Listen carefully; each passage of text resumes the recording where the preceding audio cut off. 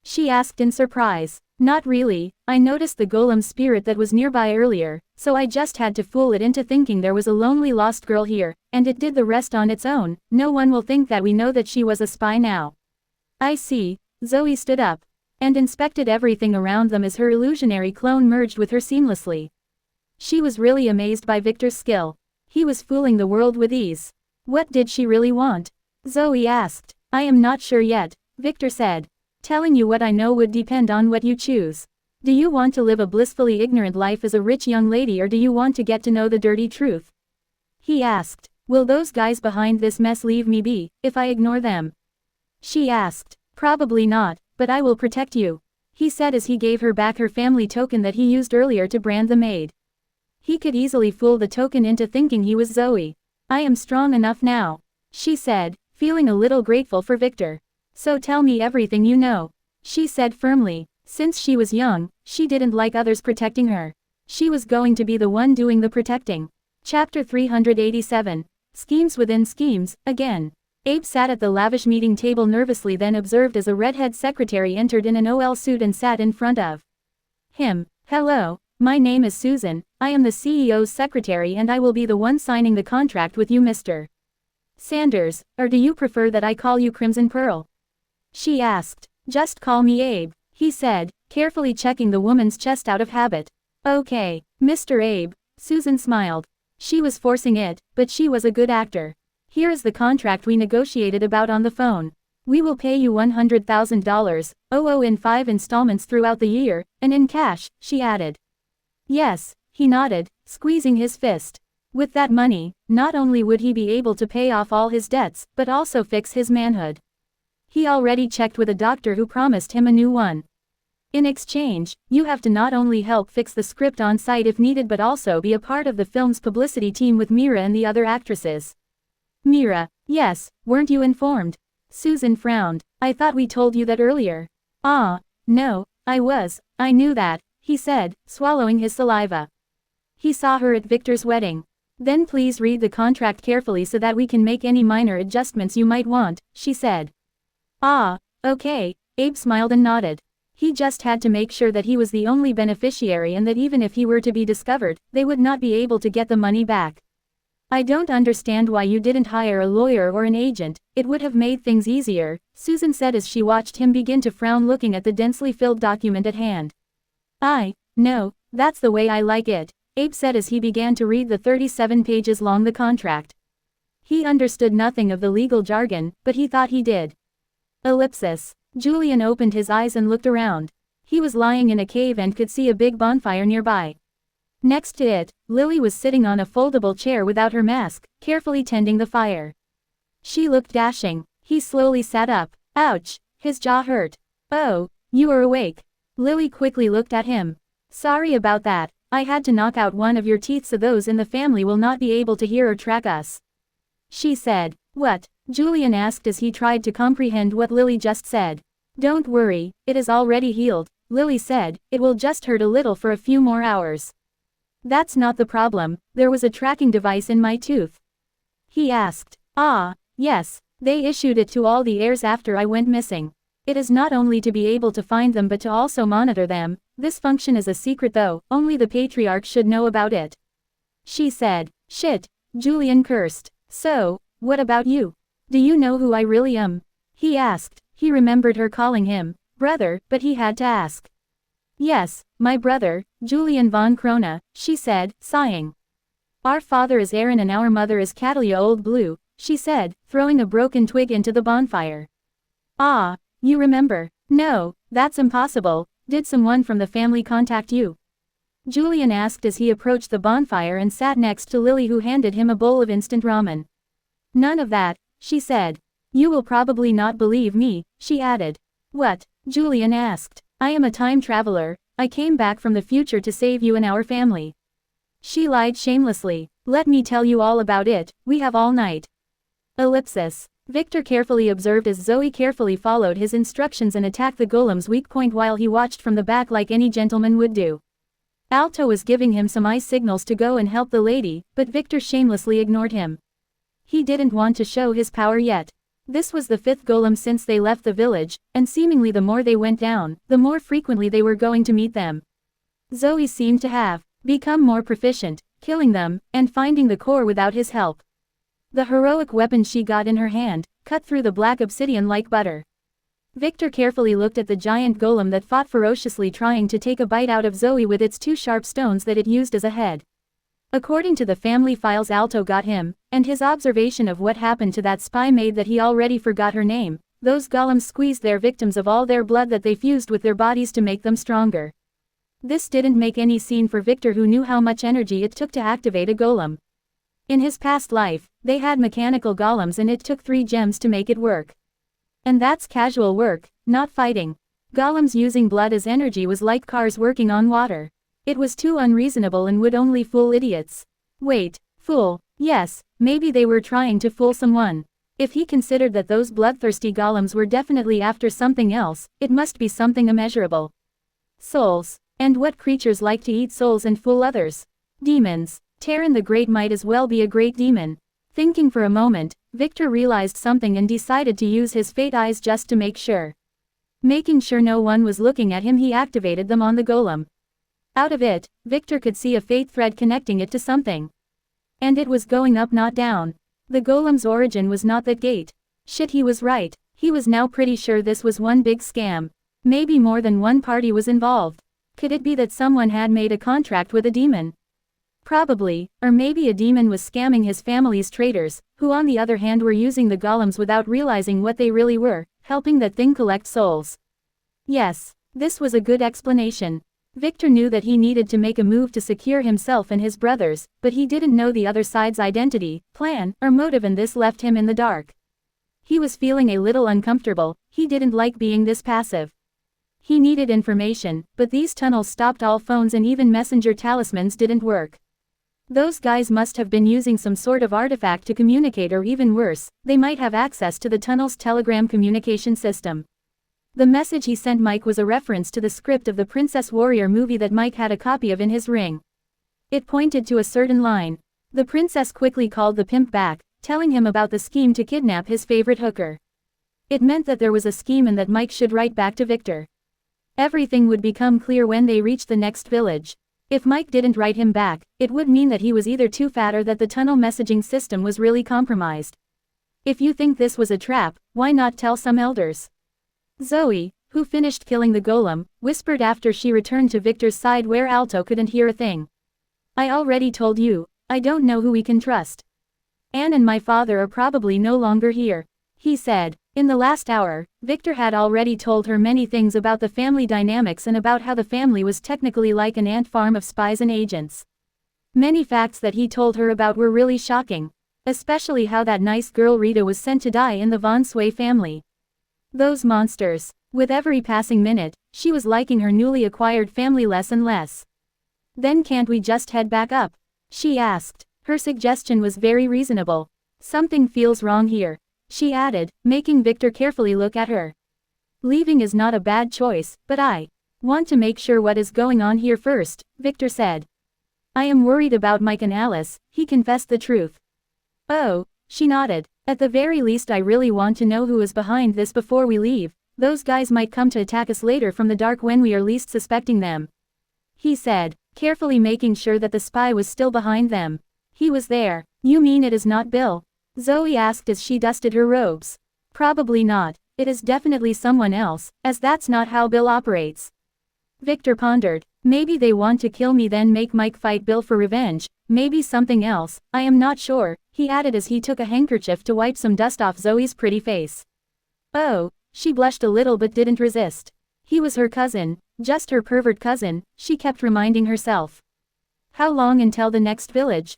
Victor turned and asked Alto. We will be there in 30 minutes or so, and the village that young Master Luke is in is 2 hours after that.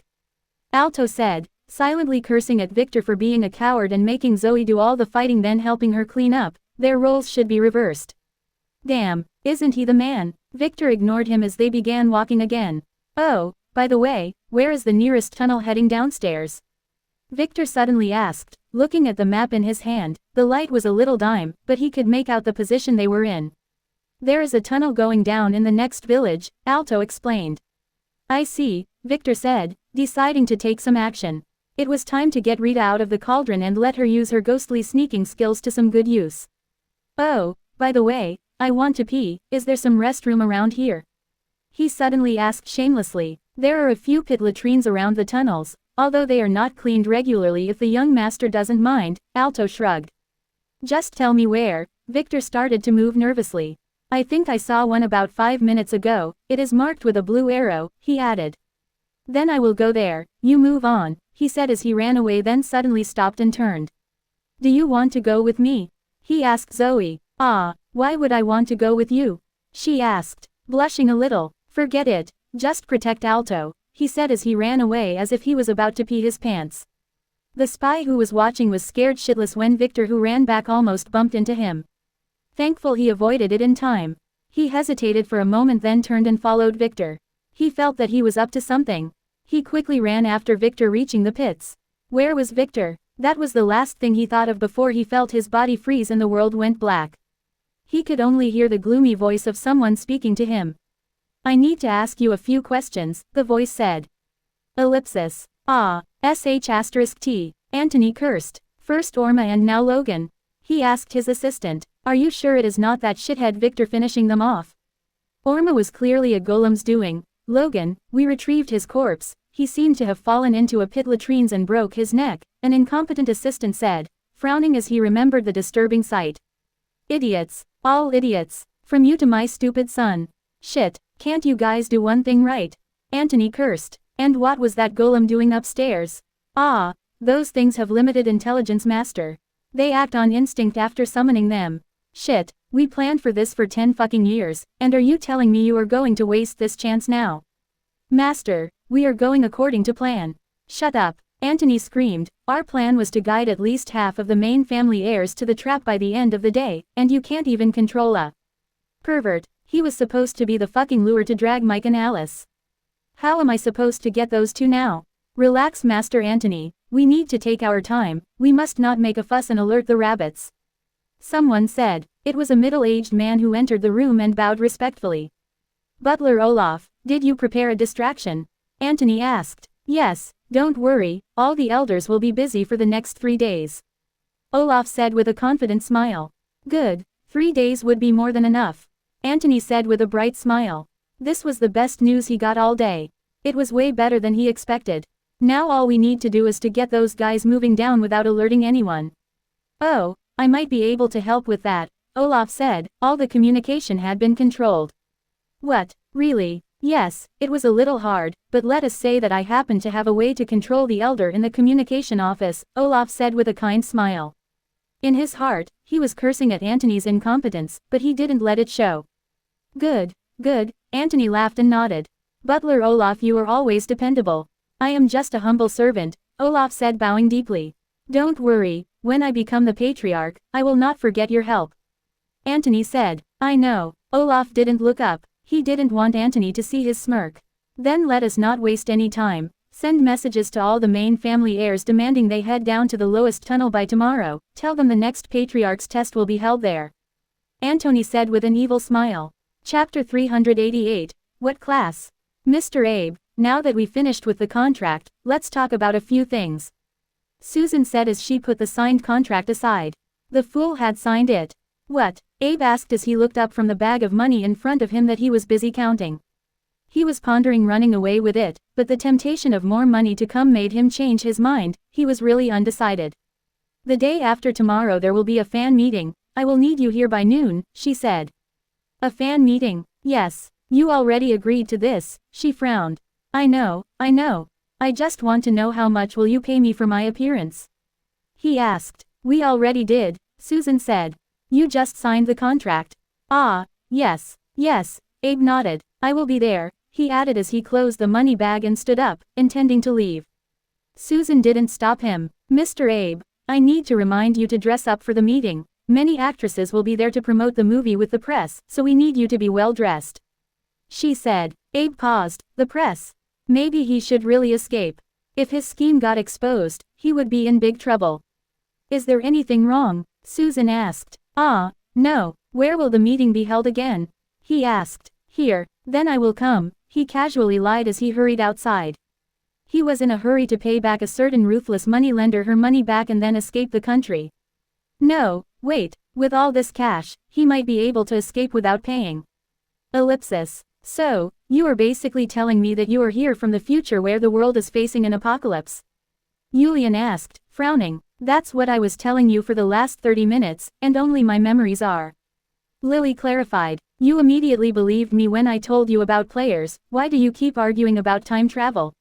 She asked, acting a little frustrated. She even demonstrated her skills in front of him. Things she didn't show Victor yet. I was already suspecting there was something unnatural going on, with the family teachings already telling us about magic and shit. He confessed. Time travel, on the other hand, is a little hard to believe, he said. Especially that you are only telling me very few things. But I can't risk you going around changing things. She lied, manipulating him to play right into her plan. That's my point, why tell me in the first place? He asked, raising one eyebrow. Fine, I guess I can tell you a few things, Lily sighed, she seemed hesitant. But you must promise not to tell anyone or change a thing without telling me, or we will be in great danger. Okay, I know, Julian nodded. Truth be told, he already believed Lily, especially when 2 pairs of ethereal wings sprung from her back allowing her to fly into the air when she demonstrated her skills, but he needed her to tell him a few juicy details. Okay, Lily heisted. What do you want to know? She asked. Oh, he licked his lips.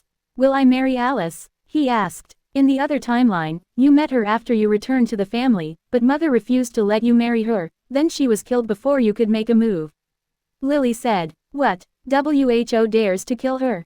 Julian asked as he flared up. He already considered Alice his wife. You met him, the one who cursed you, Lily replied. That douchebag, Caspian. Yup, that's why I arranged it so that you will meet her at the wedding, Lily said, blushing a little. This way, you will get to know her before Mother could intervene. Oh, I see, Julian nodded. Although he only had a few memoirs about his mother from his childhood, he does remember being a control freak. Wait. What? You arranged that? At the wedding, didn't you find it strange that you managed to get a ticket this easily and enter the venue? Lily chuckled. We were even the one who arranged the taxi driver from prison and the man who gave you the ticket. Ah, so that guy was working for you? He asked in shock, remembering Tom. Not exactly, that idiot was seriously trying to ruin the wedding, and we just used him to our advantage. Lily confessed. Every pawn must always serve more than one purpose. Oh, and those guys who insulted me, that Lulu, Julian asked. No, that was a pure coincidence. We prepared another plan to make you meet up with Alice. Another guy was supposed to make trouble with you in front of her and let her help you, but we didn't need to make a move after all. Lily said. You and Alice might be more connected than you think. I think it is fate, she lied. Oh, Julian smiled and nodded, remembering Alice's cold glares that made him shiver. But you still have to move fast when you return to the family. Only by publicly marrying Alice will you be able to save her for sure. Lily said, that's all we can do to help. I will definitely do that. Julian said as his eyes sparkled. By the way, you keep saying, we did this and, we did that, who do you mean by we?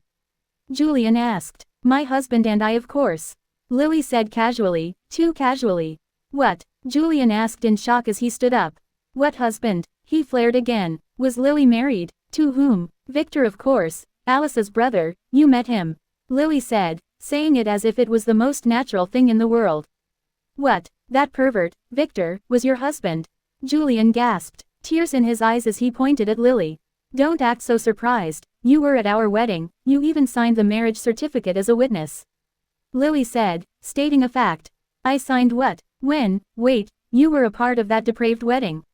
I didn't see you on stage. He exclaimed. I was in disguise. Victor's family didn't want him to marry me because I am still officially just a maid, she sighed. She was technically right, and with that stupid James Trove in the audience, I had to convince Victor to keep me hidden and let you bear witness in case my mother decided to make trouble after that. Keep you hidden? Does Victor know about all this time travel stuff? Julian asked. Of course not, Lily said. I have been manipulating him ever since the moment I returned about 5 months ago. He is so cute when he is gullible. She said. In the other timeline he was in a very miserable state at this point in time. She added. Julian would surely dig out some files about Victor when he returned to the family and would have a good explanation for Victor's sudden change of personality in the reports. That's not the point, Julian exclaimed. Why would you marry that pervert? Call him brother-in-law. Lily scolded him without correcting him about the pervert part. And he was my husband in the other timeline. I feel the same for him as you feel for Alice, she said, making Julian swallow his next words. This was the best way to convince Julian. She wanted to spare him her tragic story, and she couldn't simply tell him that she fell in love at first sight. That was too embracing. Then why did you let him marry all those girls with you? Julian asked finally, frowning. The wedding was only with Nova and Lynn. I had to make it into a mass wedding to drill myself in and make our wedding official. And remember, he is still an arrogant young master at this point in time, and I need to give him some benefits. Lily sighed. Her frustrated expression was genuine. I still don't like him, Julian said. Don't be like that, Victor will be a great person. In the other timeline, after a tragedy struck his family, he became a better man. Not only did he save my life, but he also saved yours multiple times. The two of you grew to be great friends, she said, lying a little. She didn't want Julian to know the full truth, especially the fact that Victor scammed the shit out of him. Quote, me, a friend with that pervert? Julian exclaimed. He didn't like Victor one bit. Yes, Lily nodded. In fact, he was your only friend. And that's what we are here to correct, Lily said. It would take time to make him get along with Victor. Maybe a trip to a local brothel would do the trick. What do you mean? Julian asked. Does this have something to do with us being here? He asked, looking out of the cave's door to the wilderness outside. Yes, Lily nodded. The problem is with our family. Someone had been trying to undermine Father's power. That person was the one who orchestrated my accident, and is planning to ruin your awakening ceremony after you return. She said. What? The one where I will become a player? Yes. A player's authority, class, and fate usually decide the position he has in our family. She said. What do they plan to do? Julian asked, getting a little serious. He decided to push the Victor matter to the back of his mind for now. They plan to manipulate the results of your ceremony by making you spend a depraved night at a brothel right before the ceremony, she sighed. What would that do? Julian asked. He would never refuse a paid trip to the brothel. Usually nothing, but not in your case, she sighed. Well, let me phrase it like this. A player's thoughts while awakening into players will always affect his awakening result to a certain degree, especially if he has a strong fate power like our family does. Oh, is it like how your mood would affect your character role when playing some role-playing game? He said. Something like that, but you will never get classes that you don't deserve, Lily clarified. It will always have something to do with your life experience. Then, wouldn't all our family heirs end up as beggars? Julian asked. He was smarter than he looked. That's why the family will let all heirs go through a cleansing ritual. I don't know exactly how it works, but it has something with the soul. It destroys all curses and negative effects, she said. This was the reason Victor decided not to make her his blood slave. Oh, and in my case? He asked. They will sabotage the cleansing ritual. We won't be able to stop them at that stage as no one will believe that this was possible, she sighed. Her uncle was really devious, researching ways to cheat the system. So if we let things go as is, you will definitely end up with a stupid class, she said. What class? He asked. An escort, she said. A WH, Julian opened his mouth wide. It is not a bad class, but it is not really suitable for a prestigious family heir, she clarified. You will have skills like flashing and whip it out, she added, blushing a little. Wah, WHO is the bastard WHO planned this. Julian exclaimed. Was it Aunt Lamar? Julian asked immediately with a hateful expression. He remembered her telling him in the past that if he didn't pass the family test, he would have to use his handsome face to work in the streets for the rest of his life. No, Aunt Lamar, although a little stern and headstrong, she is not a bad person. Lily shook her head. The one I am talking about is Uncle Eric, the patriarch. She said. What? Why would he mess with us? Julian asked. Although he is very stern, Father respects him greatly as he has taken care of him since they were young.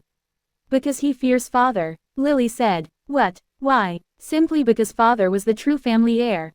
Lily said. This is an unknown secret, but Grandfather's true heir was our father. That's why he married him to our mother who was a princess.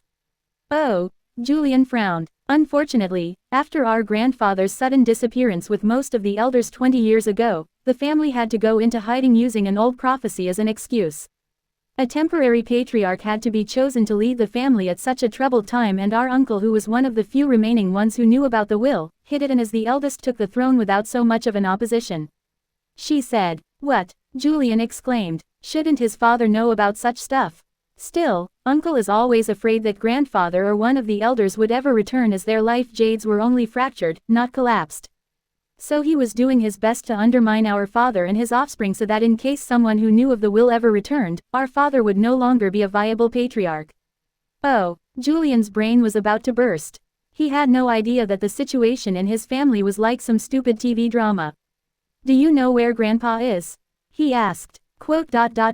Not a place we can reach now, Lily said solemnly. Even if she could go into the abyss and get her grandfather, she would not do that, not before securing her position. And we better not tell father, not until we are strong enough. Oh, can't this class be changed? He asked in a worried voice. Changing class can be done in 3 ways. The first one was to upgrade the class itself to its next level, but in your situation it was hopeless. You could only aspire to be a male prostitute or something. She didn't tell the whole truth. The last class evolution for an escort was an incubus, but the method of achieving that was totally unknown, and Julian wasted more than 50 years trying to get it without results in his past life. The second way? He asked. To get a subclass, then to make sure it reflects you better than the main class, she said.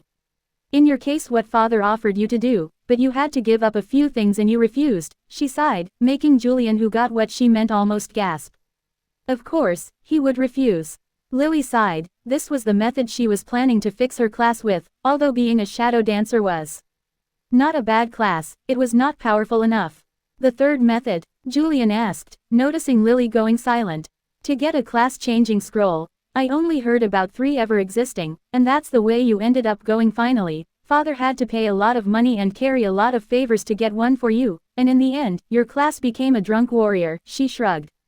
You really did develop an unhealthy drinking habit with Victor back then. Oh, Julian frowned. Don't worry, we are here to stop all this mess from ever happening. Lily said. Doing what exactly? Julian asked. If my guess is right, we will be brought to the family very soon, so before that, I thought we would go on a little adventure together, to get more powerful and build our own team. She said. Oh, and that can be done here? In the middle of nowhere? Julian asked, looking around. In a way, this place is not what it seems to be. Lily said as she stood up and looked outside to check the position of the moon. Follow me, it is about time, she said as she turned around and began heading deep into the cave. Julian quickly stood up and followed her, wondering what she was up to. Strangely, he didn't doubt her one bit. It was as if he was under the influence of some magical wine. Chapter 389, Coup. Trying to escape, huh? The bald man asked Abe, who was tied to a chair. His face showed the signs of being stepped on. I was just there to get someone. I already planned to pay you. Abe said nervously. They caught him as soon as he set foot in the airport. No, before that, that sneaky taxi driver was definitely their man. Regardless, we will take those. They should cover your debt and the fee for stalking you for the last few days, the bald man said. You are really lucky we found those on you, or we would have resorted to selling you in pieces, he added. Those are mine, Abe exclaimed as the men finished counting the money he had. You can't take it. We can give it back to you, but you will have to pay us double next week, the bald man chuckled. Damn it, Abe cursed. Fine, are we even now? Abe finally asked. We are. If you ever need money again, you will know where to find us. Lady M is always willing to help promising young men like you. The bald man said as he took his friends out of the abandoned warehouse. Hearing their cars leave, Abe could finally sigh in relief. Although he was poor again, he kept his sorry life and would be paid again next month. He just needed to abide by the contract and act as Crimson Pearl. He could really need a bath. Wait, why didn't those men untie him? Shit, help, Abe screamed, but no one answered. Help, he tried again. Still no one. It was already late and there was no one in the docks. So he would have to spend the night here. Wait, the next day was a weekend. Shit, ellipsis. After Zoe managed to decimate a total of 37 golems alone, while Victor cheered her up the entire way, the group finally reached their destination. Is this really a mining village and not some refugee camp? Victor asked as they reached the village, where Luke was supposed to be in. As I stated earlier, young master, this place is meant for those disobedient and troublemakers, Alto said awkwardly as they entered the village. It is meant to be a shithole, if you excuse my words. I see, Victor said, casually looking around at dirty tents and filth filling the pathways between them. Many haggard beggars like dirty miners were sitting lazily around. Men and women were thin and weary from years of malnourishment and abuse. On their hands and feet, many bruises could be spotted, signs of years in the mines. They didn't even care to salute Victor or Alto, a testament to the respect they have for the family. They just shot them some cold glares. Around the corners, some filthy and malnourished children could be spotted peeking from behind the tents wary of the newcomer. How can the family tolerate a place like this? Zoe, who was very disturbed, asked in a low voice. This place is meant to be like this, Alto sighed. We, the guards, don't have a say in this, he added. During the past day, he grew both to hate Victor and to really respect Zoe. What a fine young woman. I thought you said all the children should get a chance. She asked. Many do, the ones here are just the unluckiest bunch, Alto explained. The only reason children got sent here is either because they committed some offense or that they offended someone they shouldn't have, he sighed. They usually get a chance to redeem themselves if they behave. Zoe frowned. She didn't like this. Regardless, where is my dear little brother? Victor began to look around. Ah, let us see. Alto didn't need to speak as a nasty-looking old man who held a whip in his hand and was wearing an unkempt guard uniform hurried from somewhere and then bowed to Victor. From the look of it, he was busy doing some nasty things when he noticed Victor and hurried here, as his pants were worn backward. Still, none of the miners who hurried away like a flock of sheep when seeing him dared to point that out. I greet the young masters, he said. Are you the supervisor here? Victor asked. Yes. How can this lowly servant be of service? The supervisor asked, making sure to confirm the purple tokens on Victor and Zoe's chests. He didn't dare to look for too long though. I am looking for my dear brother, Luke. My father told me to check on him. He should be here. Victor asked, crossing his fingers hoping that Luke was already dead or maimed by some unfortunate accident. Ah, the guard paused as Victor looked at him with expecting eyes. He seemed to be hesitant. What, did something bad happen to him? Victor asked. He had a hard time hiding his smile, but what everyone saw was a concerned brother. As the young master Luke, you mentioned a young man with purple hair and a small mole beneath his left eye. The guard asked after some hesitation. Just to make sure. That's the one, Victor said in an expectant voice. Yet again, he appeared anxious. Is he fine? He asked worriedly. Oh, he is fine. I assigned him to a suitable unit and instructed them to take care of him. He is doing fine, the guard said with a smile. Thankfully he was smart enough to make the right choice after noticing his purple hair. Although his superior elder Tin told him to bully Luke, he had other thoughts. He was not stupid. First, he asked around and realized Luke's identity in no time. He was the son of Elder Theodore and a direct grandson of Lady Anne. Many didn't know who Anne was, but he did as he worked here for a long time, and heard many stories from Anne's enemies who were sent here to rot. Weighing his choices, he decided to strike a deal with Luke. He would help him here, and after Luke's awakening ceremony, the latter would get him a better position in the family. He had nothing to lose anyway.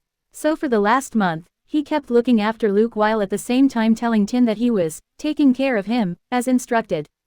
This way please, he said proudly, then started to walk. He believed that he made the right choice, seeing how Victor cared about his brother. Victor silently cursed, then quickly followed after heading toward one of the few black stone huts in this village. It didn't take them long to notice Luke, who was standing next to the hut's door. He seemed to be doing fine, just a little thinner and a lot dirtier than the last time Victor and Zoe saw him. Still, despite that, with his purple hair and handsome features, Luke stood out like a rooster in a coop full of ugly chickens. No, Luke didn't deserve to be a rooster. They were noble creatures unlike him. Anyway, he didn't notice Victor coming toward him as he was at the moment arguing with some girl about some food. It was some kind of mushroom that was the staple food down here. It didn't taste bad, but it was not good either. Victor tried it earlier. It told you to get me something edible. What is this shit again? Luke asked arrogantly. Luke, you must call me unit leader. A thin dirty girl who had long black hair covering her face said in displeasure. Fuck you, Luke scolded. Do you want me to punish you again? He said, making the kids vibrate. No, shake a little. He was using the supervisor's authority to bully them. The supervisor who saw this just smiled proudly at Victor as if he was telling him that he was taking care of his brother. Victor ignored it and just gestured to his group to stay silent and watch. Regardless, that's all we get today. The girl who didn't back down stubbornly said. The others want to eat bread too, and you already ate your weekly share in mine. She said as she stepped forward. They can eat my shit. Luke cursed. Both Victor and Zoe looked at him with disgust. Don't be rude, I will find you something better tomorrow. The girl said in a bossy manner. You always say that, Luke scolded. Can you just eat these today? She sighed. You must be considerate of others. She added, making Victor frown.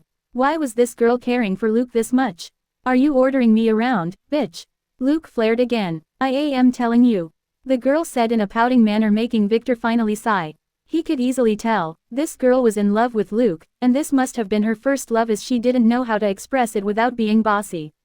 Well, he can't blame her. In this shitty place, a prince charming like Luke was a catch.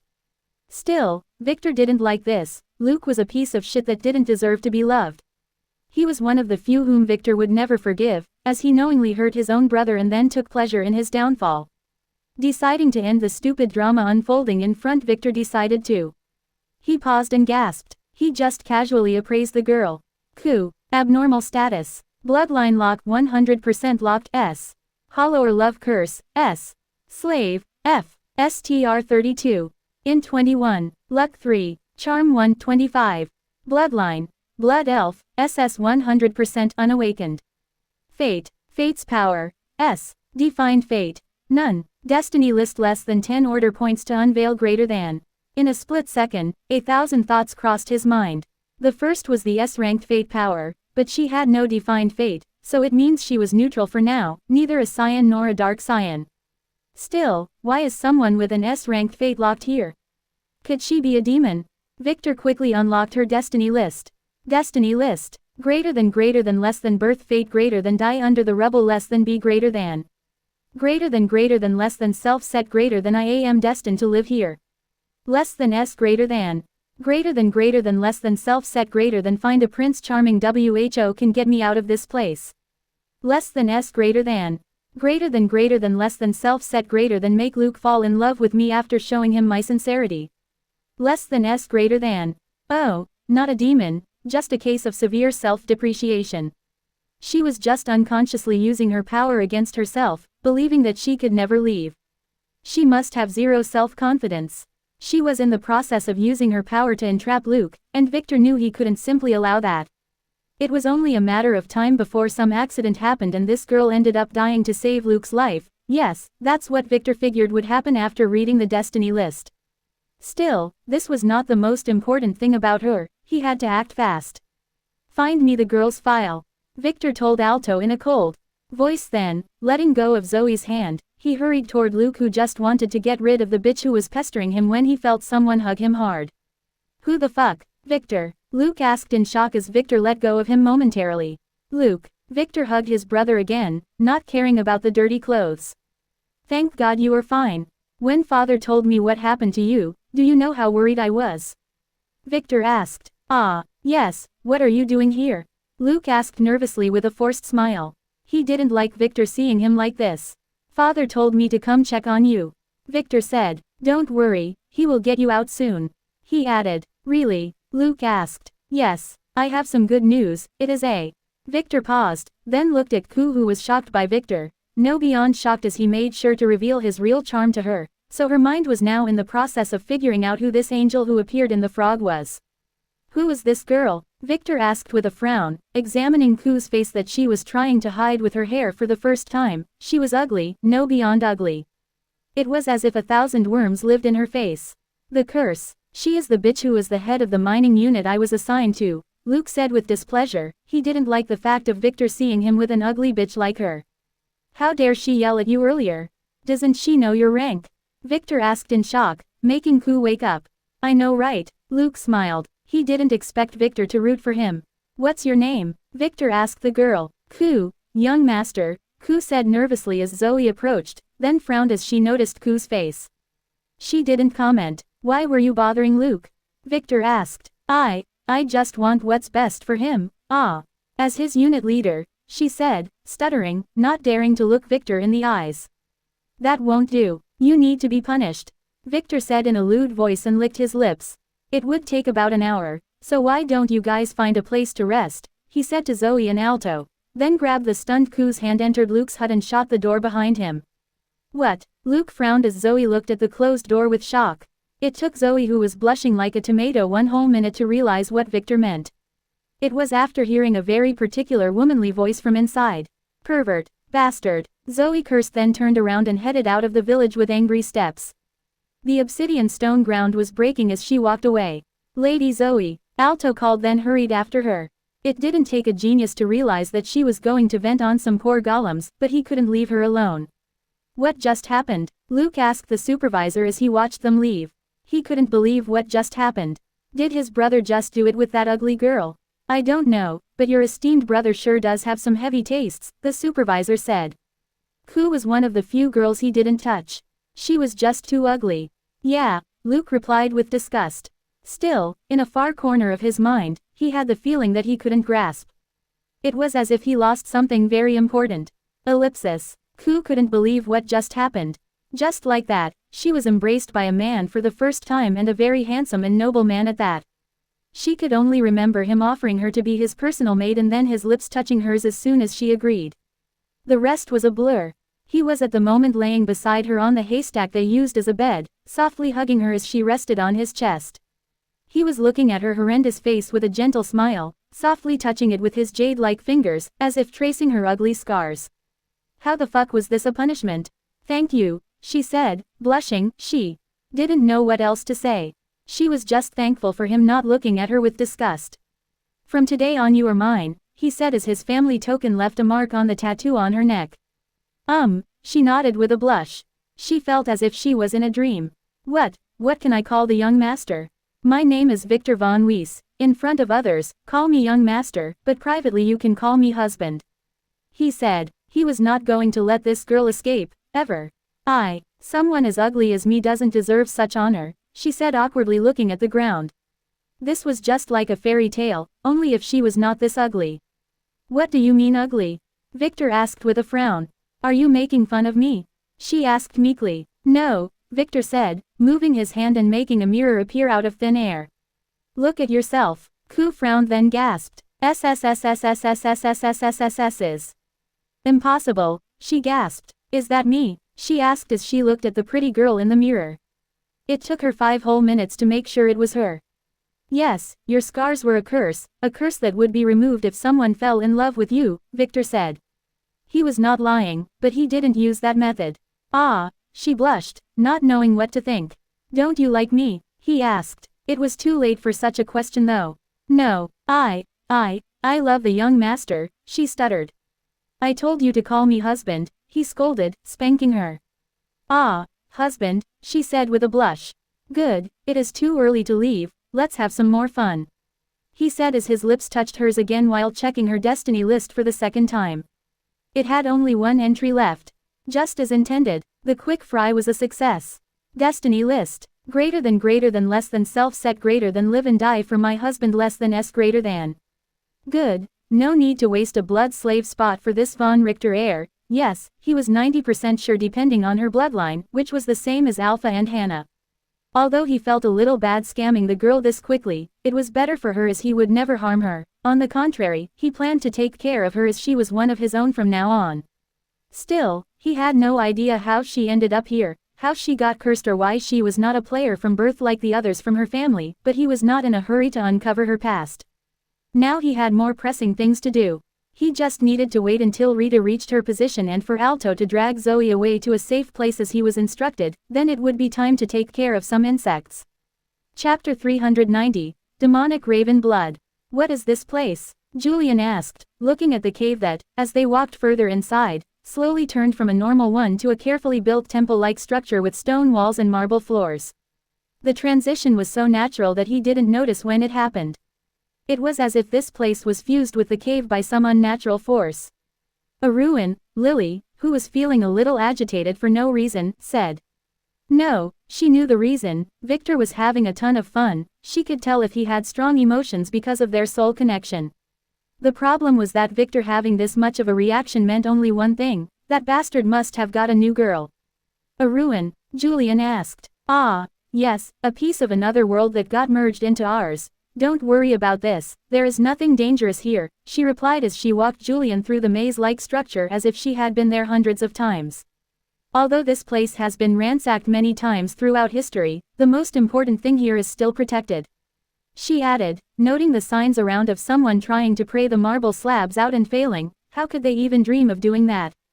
Those slabs weighed more than 10 tons each. Another world? Julian asked with a frown as he began to look around. On the stone tiles on the walls, he could see faded pictograms of cat people worshipping a crow who had a crown on its head. That picture was similar to the one his family had in their ancestral hall, without the cat people of course. Yes, this place was once dedicated to our ancestor, and it will be our secret base in the future. She said. Our what? Ancestor? He is not from this world, she said. And I already told you that the apocalypse is near. We need to build our own force. She scolded, then stopped as they finally reached their destination. It was the most inner chamber in the ruin, a completely empty hallway that had only one big round boulder in its center. Lily slowly walked toward the stone, put her hand on it, then uttered a phrase in a language that Julian never heard before, yet for some reason sent a shiver down his spine as if he was facing something ancient. She said coldly. Nothing happened. Lily shouted as she pressed her hand harder. Still, nothing happened. She frowned, thought for a moment, then as if realizing something activated her power, making the entire room shine as she tried again. She shouted angrily. The large boulder flickered twice as if acknowledging Lily and then began to shine. Moments later it shook and then slowly began to roll, revealing a flight of stairs going down. This place is so old that its mechanism needed some maintenance, Lily said. Let's go. Lily quickly descended, followed by Julian. The chamber below was not big, it just had a few boxes to the sides around a pond of some black liquid that shimmered with a strange light. There was also an old skeleton that had a weird-shaped skull. Now what? Julian wanted to ask, but before he could he gasped as Lily took a hammer from somewhere and cracked the skeleton's skull. Ah! A painful wail resonated in the chamber, then everything returned normal. What the fuck? Julian asked as he stepped away. Just some random old soul who was biding its time. You find those a lot in old ruins, so always remember to check, Lily said. In the other timeline, the soul of a cat priest took the body of the guy who discovered this place and caused all kinds of troubles in the family before he was discovered. Now strip and jump in the soul water, she told Julian as she began to take off her clothes. What are you doing? Julian, who covered his eyes with his hands, asked. Although he was a pervert and a siskin, she was still his fucking sister and his mother would literally shred him to pieces if he were to do something. I am not going to let you take all that energy here for yourself, she said as she slowly entered into the pond, wearing nothing but a necklace. You better hurry, she said as she got fully submerged. The lake was about 5 feet deep. Don't you have no shame? He asked, making sure she was in the water before he opened his eyes. The water was so black he could see nothing. First, we are siblings. Second, if you try anything funny, I will erase your dear balls from existence, she stated as she relaxed in the pond. This place was monopolized by her cousins in the other timeline when it was discovered a few years after the reckoning. Now it was hers. Now get in here and let your little sister help you rub your back and activate your pathetic bloodline, she scolded. She needed to upgrade his bloodline if possible in the process, and this meant she was to be with him in the pool. She made everything sound easy, but it was going to be a very complex process. You don't have to say it like this, he exclaimed. She was not helping at all. Look away, he cursed at her. Fine, she spat. Like you have anything worth looking at. What is this black water anyway? He asked as he went in, deciding to ignore her last sentence. It was cold. Okay. Demonic raven blood, she said solemnly. Ellipsis. Rita looked at the simple building in front of her. It was right in the corner of the management complex near the door of the mines. From the outside, it looked like some abandoned unnamed research facility. The entrance was locked by an old chain and there were no guards around. Still, she felt signs of life from the inside. After eating that demon soul inside of her, she became very sensitive to such things. The ethereal thread that she was following headed inside of it, so she knew what she needed to do without Victor telling her. She carefully made sure that the disguise was still active as she reached for the back wall, activating a sensing talisman to make sure. She nodded and then passed right through the was into an abandoned room that seemed to be being used as a warehouse. She slowly walked toward the door, and from its cracks, she could see the empty corridor outside. "I am in," she whispered. He was a little busy earlier and told her to inform him once she found the source. "Oh, I will activate my disguise skill now. Stay safe," Victor's voice said. He sounded as if he was busy doing something, but she couldn't tell for certain. Going into the corridor, she slowly walked, passing through a few assistants who were totally oblivious to her existence. "They belong to the second branch," she said. Victor said. Continuing, she followed the thread's direction, reaching a stairway that went down. Why did all those people like hiding things in basements? She wondered as she descended, reaching an empty room. The thread passed through the wall. A hidden door? Probably. She just passed through the wall, ending up in an empty corridor that had no doors. Following it, she finally reached a room where 3 old men were standing around a 3 feet tall pyramid-like glass sculpture placed inside a pentagram. They were dripping blood onto it, making spirit-like things slowly form and then slowly float and drill into the ground. "That should be enough to corner those bastards," one elder said. "We don't want to repeat the mistake earlier where one went out of control. Look, can you stop blaming me for that? I don't know what happened either. Those things tend to go astray sometimes," the other elder who was sitting at the head of the pentagram said. "I can only use my connection with this thing to control 3 targets at a time, so once I set their destination, it is out of my hands. You wasted 20 years and all you can do is this," the last man said. "If you are not content, try doing it your." "That's enough," the first man scolded. "We are almost there at the last stage. Don't ruin it for a stupid reason or Anthony would really kill us all.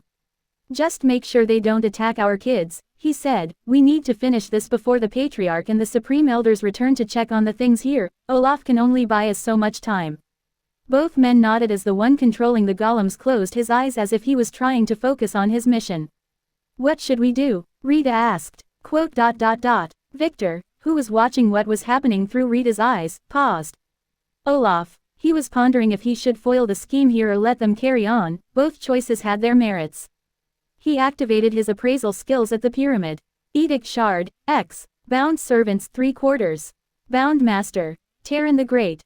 Current Edicts. 2. Soul Container, SSS 1/10.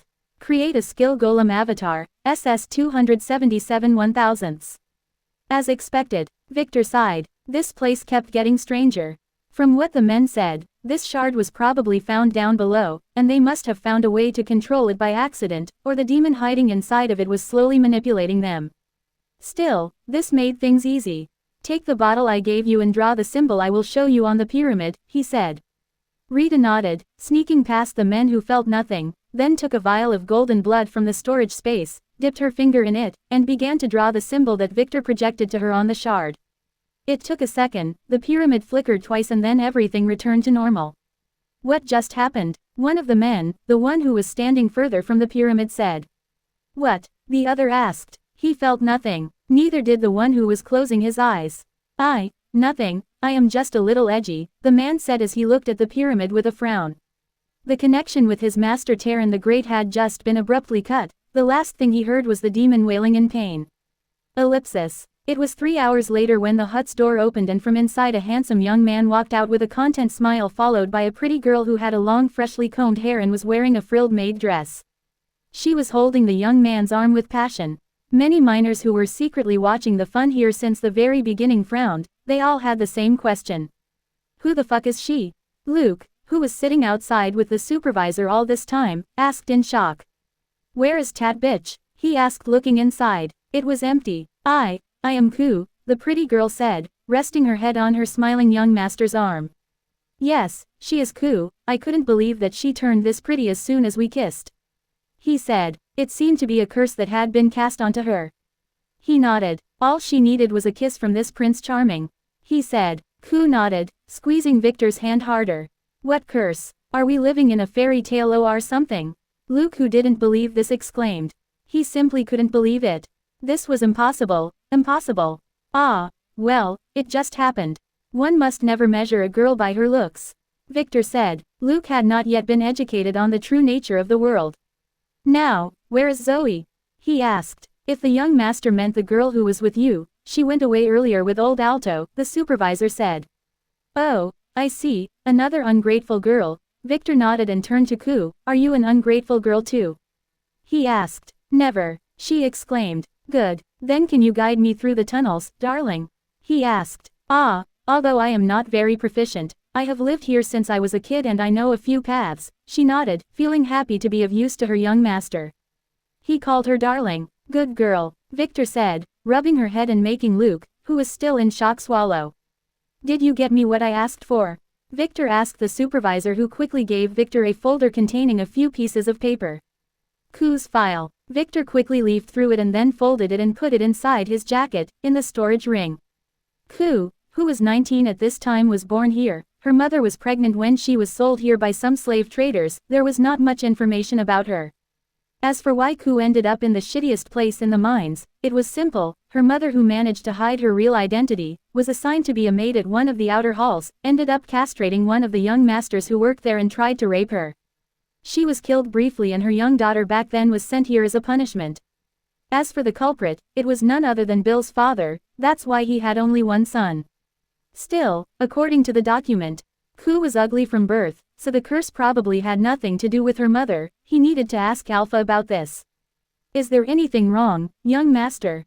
Ku asked as she noticed Victor's annoyed expression. For her, he became the entire world. As for Luke, she didn't even care to look at him anymore. She was an idiot for even expecting anything from a brat.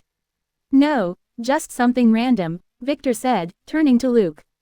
Little brother, I wanted to spend some time talking to you, but it is already late and I need to go to complete the mission, Victor lied, making Luke almost explode. Luke didn't know what to answer. He didn't let his eyes from Ku since the moment she left the hut. Damn, she was hot. How the fuck did he lose her to his brother? Why, just why? Are you okay? Victor asked. Yes. She had a curse. Luke asked again. Oh, it is about this, Victor said. I think it is already okay to tell you, but curses really exist in this world. That's one of the things they will tell you before the ceremony, Victor whispered. What? Luke exclaimed. Did it include such things? I can't speak anymore or father would punish me, Victor sighed. But I can tell you that in a few days, you should expect to hear some very good news. You might be able to go home. He added. Oh, really? Luke asked, forgetting momentarily about Ku. Yes, Victor nodded. Supervisor, can I have a word with you? Victor said, letting go of Ku, then grabbed the supervisor to the side and began whispering some things in his ear while stuffing something in his hand. I understand, the old supervisor, who was frowning, said with a strange greedy look. He is my brother, you know, so nothing wrong must happen to him until the end. Victor repeated. This was the only thing Luke could hear, and it made him feel a little happy. Victor the idiot was completely unaware of their plan to get rid of him. I know, I have what's needed to take care of this. Good, then, let's go, Victor told Ku, who ran to his side. See you later, bro, he told Luke as he walked toward the village's exit.